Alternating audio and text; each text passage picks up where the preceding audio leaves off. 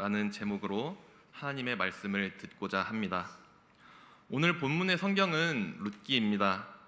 룻기는 믿음으로 하나님의 기업을 누린다는 사실을 말해주는 성경입니다. 하나님의 나라와 기업을 오직 믿음으로 누릴 수 있다는 것을 보여줍니다. 우리가 우상이 아닌 하나님에 대한 참된 믿음을 가졌을 때 우리 자신이 인간적인 자격 요건을 갖추지 못했을지라도 하나님의 기업 안으로 들어갈 수 있음을 말해주고 있습니다. 이러한 룻기가 시대적으로 언제인지 성경에서는 명확하게 설명하고 있습니다. 사사들이 치리하던 때라며 룻기는 사사시대에 있던 일임을 1장 1절에서 확실하게 말해주고 있습니다. 사사시대는 역사적으로 가나안 정복 이후부터 사울이 왕으로 등장하는 왕정시대 사이에 위치해 있습니다. 사사기에는 큰 특징이 하나 있죠. 바로 그때 이스라엘의 왕이 없으므로 사람이 각각 그 소견에 오른 대로 행하였더라라고 사사시대를 설명한 것입니다. 즉 그들을 인도하시고 구원해 주신 하나님을 인정하지 않는 믿음이 없어져 버린 시대를 말합니다. 절대적 기준인 하나님의 법이 무시되는 시대인 것입니다. 그리고 같은 구절이 사사기의 내용에서 여러 번 나옵니다. 왕이신 하나님을 거부하고 자신이 원하는 대로 행동하는 타락의 끝을 보여주던 시대였음을 말하고 또한 그것이 계속해서 지속되고 있음을 말하고 있습니다. 이렇게 자기 소견대로 행했다는 구절은 사사기의 마지막 부분인 사사기 21장 25절에서까지 등장하며 끝까지 타락했음을 드러내고 있습니다. 그리고 하나님을 왕으로 여기지 않고 하나님의 법을 무시하며 살아가는 이스라엘 백성들을 하나님께서는 가만두지 않으셨습니다. 이러한 타락의 끝에서 하나님은 기근을 통하여 이스라엘 백성들을 심판하셨습니다. 기근은 하나님께서 심판하시는 방법 중에 하나입니다. 비를 내리지 않게 하는 징벌입니다. 비는 하나님이 하늘에서부터 땅에 내려주시는 은총입니다. 하나님은 생명의 근원이시기에 이 비를 통해서 땅에 있는 작물들이 자랄 수 있게 도우십니다. 하지만 하나님이 죄악된 시대를 심판하실 때 이때는 그들에게 은혜를 베푸시지 않겠다는 선언으로서 비가 오지 않게 하십니다. 하늘의 문이 닫혀진 표징으로 비가 오지 않는 것입니다. 그래서 땅에서는 비가 내리지 못해 생명을 유지하게 만드는 먹을 것을 얻지 못하게 되는 결과로 이어집니다. 이러한 기근의 징벌은 여러 시대에서 나타났습니다. 엘리야 때에도 하나님께서 이스라엘을 기근으로 징벌하셨습니다. 하나님을 왕으로 섬기지 않고 바알이라는 우상을 섬기는 이스라엘에게 하나님께서 비를 오지 않게 하심으로 심판을 하셨던 것입니다. 그래서 많은 사람들이 고통을 받았었습니다. 그런데 이것은 우리에게도 적용이 됩니다. 우리가 아무리 열심히 일을 하고 우리가 아무리 노력해도 그것에 대하여 열매를 얻지 못하는 상황들이 있었던 것입니다. 이것이 바로 기근입니다. 그리고 근본적인 이유는 하늘에 있을 즉 하나님의 은혜가 없기 때문입니다. 그렇다면 이것을 되돌리는 방법은 무엇입니까? 바로 하나님을 찾는 것입니다. 다른 말로는 하나님을 믿는 것을 말합니다. 다시금 왕이신 하나님을 기억하고 인정하고 돌이킬 때 우리가 하나님을 믿음으로써 우리에게 생긴 기근들에 대처하며 하나님의 도우심으로 다시 회복해 나갈 수 있습니다. 이러한 사사시대의 기근 속에서 룻기의 이야기가 시작이 됩니다. 성경에서 룻기에서 나오는 이 엘레멜렉이라는 한 인물이 등장합니다. 그리고 그에게는 아내 나오미와 두 아들 말론과 기론과 함께 가정을 이루며 살았습니다. 이들이 베들레헴에서 살고 있을 때 가나안 땅에 기근이 찾아옵니다. 그리고 그 기근이 찾아왔을 때 이들은 본래 거주하던 지역을 버리고 모압으로 이동하게 됩니다. 그리고 거기에서 정착해서 살게 됩니다. 그리고 거기서 끝난 것이 아니라 이 둘은 모압 여인을 며느리로 맞이하게 됩니다. 그런데 여기서 문제가 하나 발생하게 되죠. 그것은 가정에 있는 남자들이 다 죽는다는 것이었습니다. 엘리멜렉이 죽고 그 후에 말론과 기럧이 죽고 그렇게 해서 가정에 있는 남자들이 다 죽게 된 것입니다. 그리고 그때 이스라엘에는 기근이 끝나고 다시 풍요로워져 간다는 소식이 들리게 되었습니다. 나오미와 두 며느리 오르바와 룻은 유대 땅으로 가기로 결심을 하지요. 그러나 가던 중에 나오미가 며느리들을 모압으로 돌려보내려 합니다. 그 상황에서 오르바는 돌아가고 룻은 남아서 함께 유대 땅으로 들어가게 됩니다. 여기서 오늘 본문은 말합니다. 누가 믿음이 있는 자인가? 누가 하나님의 기업을 누릴 수 있는 자인가? 그것은 믿음 안에 거하는 자이다 라는 것을 말하고 있습니다. 그렇기 때문에 오늘 말씀을 통해서 믿음 안에서 하나님의 기업에 참여하는 우리가 되기를 바랍니다. 믿음을 지키기란 정말 쉽지 않은 것 같습니다. 사사시대와도 같은 이러한 영적인 상황에서 기근이 닥치면 사람들은 어떤 반응을 하게 될까요? 하나님께 의지하고 기도하는 모습을 보일까요? 많은 사람들이 하나님께로 돌아오기보다는 어디서 필요한 물을 끌어다가 이 기근을 피할까 고민하며 걱정할 것입니다. 아니면 그 기근을 피하기 위해서 다른 곳으로 도피를 할 수도 있습니다. 바로 엘리멜렉의 가정이 그랬습니다. 엘리멜렉은 우리말로 하나님은 우리의 왕이시다 라는 의미입니다. 그의 이름은 엘리멜렉임에도 불구하고 믿음의 땅에서 떠났습니다. 이것은 그의 믿음 없는 상태인 불신앙을 말해줍니다. 그는 하나님을 믿는 이름을 가졌으나 정작 하나님의 왕되심을 인정하지 않고 자기의 소견대로 행동합니다. 그래서 자신이 머물던 곳에 기근이 닥치니 가나안을 떠나 모압 땅으로 이주를 해버렸던 것입니다. 이것은 믿음의 사람이 믿음의 땅에 있어야 함에도 불구하고 믿음을 저버리고 세상으로 가버린 것을 말합니다. 믿음의 땅은 하나님이 다스리는 곳을 말합니다. 말씀으로 다스리는 곳, 하나님의 통치가 있는 곳입니다.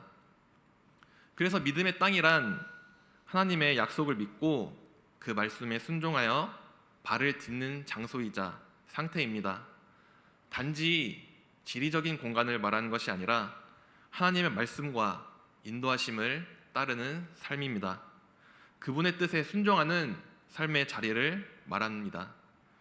그러나 엘리멜렉의 가정은 가나안 땅에서 남는 것보다 모압 땅으로의 이주를 택했습니다. 이것은 타락한 인간의 모습을 보여주고 있습니다. 이름은 엘리멜렉이지만 하나님은 나의 왕이라고 말하고 있지만 하나님의 통치를 벗어났고 자신이 왕인 모습을 보이고 있는 것입니다. 이와 같은 상황이 창세기에서도 일어났습니다. 하나님의 통치 가운데 있는 에덴 동산에서 아담과 하와가 하나님을 왕으로 인정하지 않고 선악과를 먹었습니다. 그리고 하나님이 통치하시는 에덴에서 쫓겨났습니다. 자신이 하나님과 같이 왕이 되고자 하는 욕심으로 타락해버린 결과였습니다. 그렇다면 우리에게 있어서 언약의 땅이란 무엇일까요? 하나님의 말씀으로 우리를 다스리심을 믿고 순종하며 따라가는 것입니다. 우리가 살아가면서 때때로 고난과 환난이 찾아와서 마치 룻기 시대의 기근과도 같은 상황이 닥칠 수도 있습니다. 그럴 때 하나님이 말씀으로 우리를 다스리신다는 사실을 믿어야 합니다. 하나님이 이 기근에서 벗어나게 하고 다시 채워주실 것이라는 것을 믿는 것이기도 합니다. 그래서 우리가 지리적으로는 같은 장소에 서 있다고 할지라도 하나님을 신뢰하고 의지하느냐 아니면 의지하지 않느냐에 따라서 우리의 영적인 위치는 바뀐다는 사실입니다. 우리의 믿음에 따라 지금 우리의 삶이 이스라엘 땅인지 모압 땅인지 알 수 있는 것입니다. 그리고 엘리멜렉과 같은 모습은 다른 사건을 통해서도 볼 수가 있습니다. 믿음의 조상이자 이스라엘의 아버지인 아브람 또한 마찬가지였습니다. 창세기 12장에서 아브라함이 거주한 가나안 땅에 기근이 닥치자 아브라함은 어떻게 했습니까? 가나안 땅을 떠나 애굽으로 내려갔습니다. 보호하시고 인도하시는 하나님을 신뢰하지 못하고 인간적인 생각으로 가나안 땅에서 떠나게 된 것입니다. 우리 또한 마찬가지입니다. 우리에게 고난이 닥쳤을 때, 어려움을 당할 때 하나님을 찾기보다 인간적인 방법으로 해결하려고 하지는 않습니까? 잠깐 동안은 그것이 해결된 것처럼 보일 수도 있습니다. 그러나 그것이 완전히 해결된 것은 아님을 아셔야 합니다. 완전히 해결하기 위해서는 우리가 하나님의 절대 주권을 인식하고 그것을 신뢰해야 합니다. 오직 하나님만이 해결하실 수 있습니다. 인간적인 방식으로는 아무것도 해결할 수가 없습니다. 오직 하나님만 믿고 신뢰하는 것, 이것이 우리의 믿음의 바탕이 됨을 알아야 합니다. 엘리멜렉의 가정이 모압으로 내려간 후 그들에게 일어난 사건이 있습니다. 그것은 바로 죽음입니다. 엘리멜렉뿐만 아니라 그의 두 아들 말론과 기럨도 죽어버리죠. 이것은 하나님이 왕이심을 거부하고 통치에서 벗어난 사람은 어떻게 되는가를 말하고 있습니다. 하나님에게서 떨어지는 것은 죽음입니다. 요한복음 15장을 보게 되면 예수님이 말씀하신 것이 있습니다. 나는 참 포도나무요 너희는 가지니 라고 하면서 나무와 가지의 비유를 통해 우리가 어떤 존재인지를 설명하십니다. 하나님은 생명의 근원이 되십니다. 그렇기 때문에 세상 모든 것들을 창조하고 생명을 불어넣으셨습니다. 그런 하나님의 통치에서 벗어났다는 것은 하나님을 인정하지 않는 행위입니다. 생명이신 하나님을 공급받지 못하며 떨어져 나간다는 것을 말합니다. 마치 가지가 나무에서 떨어져 나간 것처럼 말입니다. 그리고 그 결과는 엘리멜렉의 가정에서 여실히 드러납니다. 남자들이 죽게 되므로 가정에서는 더 이상 자녀를 출산할 수가 없었습니다. 엘리멜렉과 두 아들이 모두 죽었다는 것은 대가 이어지지 못하고 단절되었다는 것을 말합니다. 그들의 이름이 더 이상 이어지지 못하고 끊어지는 것을 의미하죠. 하나님의 언약 백성으로서의 생명이 끝난 것을 말합니다. 하나님에게서 떨어지는 것은 죽음만 남아있다는 사실을 엘리멜렉의 가정을 통해서 보여줍니다. 이 시대에도 이와 비슷한 일들이 나타나고 있습니다. 믿는 자들이 하나님에게서 벗어나는 일들입니다. 온전히 하나님을 섬기기보다는 자신의 입맛에 맞게 자신이 원하는 대로 신앙생활을 하는 것입니다. 하나님께 자신을 맞추는 것이 아닌 하나님을 자신에게 맞추려는 행동들을 합니다. 신앙생활에서 그리고 삶에서 하나님이 왕이 아닌 내가 왕으로 살아가는 일들입니다. 그리고 그 흐름은 자신뿐만 아니라 다음 세대까지 흘러갑니다. 이 시대에는 많은 아이들이 교회에 나오지 않고 있습니다. 청년들 또한 신앙생활하는 비율이 너무나도 낮습니다. 주일학교가 운영되는 교회는 절반이 채 되지도 않습니다. 계속해서 믿음의 계보를 이어가야 하는데 그렇지 못한 상황들이 벌어지고 있는 것이죠. 단순히 저출산으로 인한 사회 현상으로 받아들여야 할까요? 아닙니다. 하나님을 온전히 섬기지 못하고 하나님 안에서 믿음으로 거하지 못할 때 일어나는 일들입니다.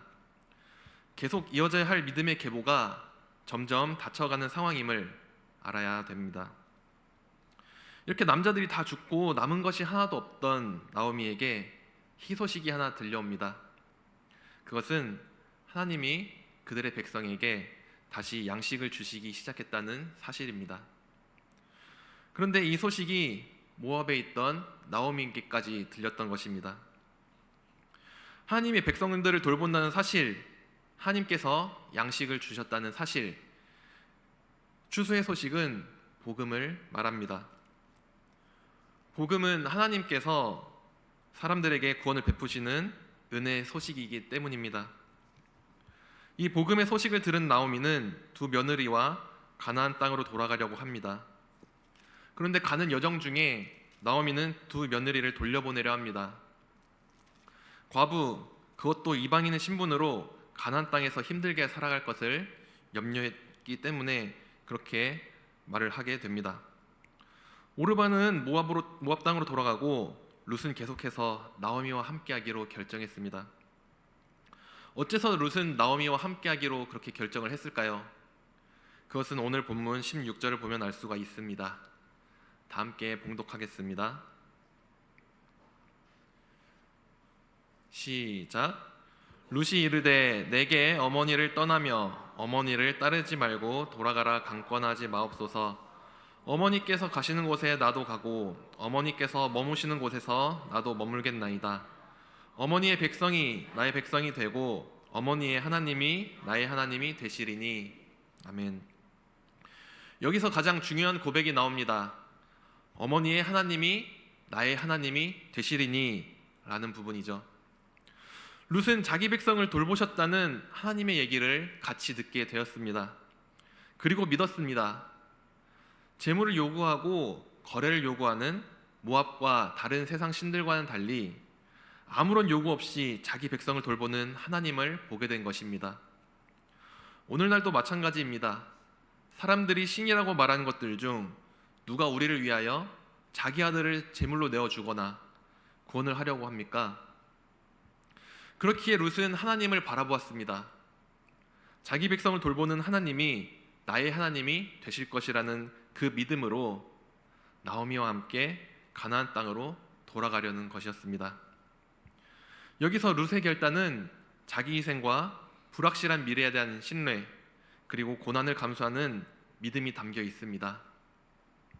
그리고 그 믿음을 의지해서 룻은 나오미와 함께 믿음의 땅으로 들어가게 됩니다. 그리고 뒤의 내용을 보면 보아스와 결혼하여 다윗과 예수님으로 이어지는 믿음의 계보에 참여하게 됩니다. 룻이 다윗뿐만 아니라 예수님까지 이어지는 계보에 참여하는 것은 마태복음 1장에서 알 수가 있습니다. 보아스는 룻에게서 오벳을 낳았다고 말하면서 예수님의 계보에 룻이 들어가 있는 것을 볼 수가 있습니다. 마태복음 1장은 예수님의 족보를 통해서 하나님이 이방인과 여성을 배제하지 않으며 믿음을 가진 자를 하나님의 구속 역사에 포함시키신다는 것을 드러냅니다. 이것을 통해서 성경은 우리에게 말하고 있습니다. 누가 믿음의 계보에 참여하는 자인가입니다. 사랑하는 성도 여러분, 누가 믿음의 계보에 참여하는 자일까요? 육적으로 아브라함의 자손인 사람들일까요? 만약 그렇다면 우리는 육적으로 아브라함의 자손이 아니기 때문에 믿음의 계보에 참여할 수가 없습니다. 우리는 이방인에 불과하기 때문입니다. 오직 믿음으로 예수님을 믿는 자만이 믿음의 계보에 참여할 수가 있습니다. 그렇기에 룻도 믿음으로 베들레헴에 들어왔을 때 하나님께서 룻에게 예수님의 계보에 참여하는 복을 내려주셨습니다. 그래서 요한복음 1장 12절과 13절은 이렇게 말합니다. 함께 봉독하겠습니다. 시작. 영접한 자 곧 그 이름을 믿는 자들에게는 하나님의 자녀가 되는 권세를 주셨으니 이는 혈통으로나 육정으로나 사람의 뜻으로 나지 아니하고 오직 하나님께로부터 난 자들이니라. 아멘. 예수 그리스도를 믿는 믿음, 그 믿음 안에서 우리는 하나님의 자녀가 되었습니다. 하나님의 자녀가 되는 기준은 혈통이 아니라 믿음과 하나님의 은혜입니다. 우리들이 잘해서, 우리들이 뛰어나서 되는 것이 아닙니다. 또한 어떠한 특정 자격을 요건을 충족해서 하나님의 자녀가 되는 것도 아닙니다.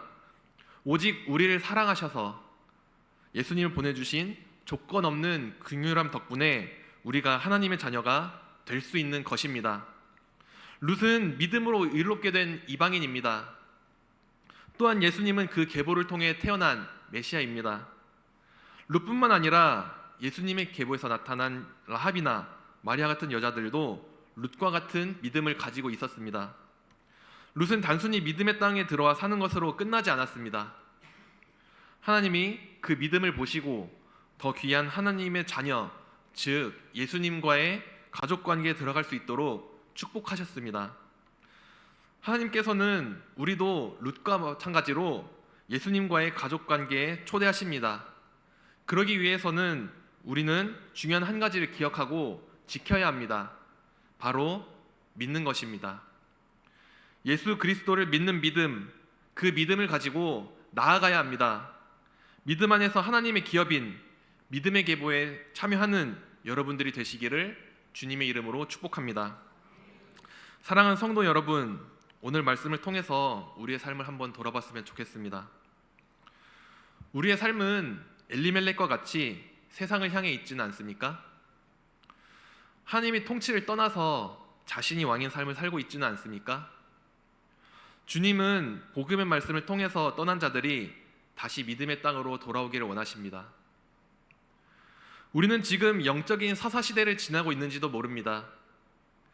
갈수록 하나님의 말씀은 희미해져 가고 세상에서 하나님의 법은 없어져 가는 것 같습니다. 그리고 세상은 더욱더 타락해져 가는 것만 같습니다. 그리고 사람들의 믿음은 갈수록 연약해지고 없어지는 것처럼 보입니다. 그러나 그런 악한 세대라고 할지라도 우리가 해야 할 일은 믿음 안에 거하는 것입니다. 기근과도 같은 환난이 임해도 고난이 닥칠지라도 하나님 안에서 믿는 믿음을 지키시기를 바랍니다. 믿음으로 약속의 땅에 거할 때 여러분을 통해서 믿음의 계보가 다음 세대까지 이어지는 은혜가 있을 것입니다. 믿음 안에 거하면서 왕의 계보에 참여하는 하나님의 자녀로 인정받는 여러분들이 되시기를 주님의 이름으로 축복합니다. 함께 찬송하겠습니다. 찬송가 273장입니다.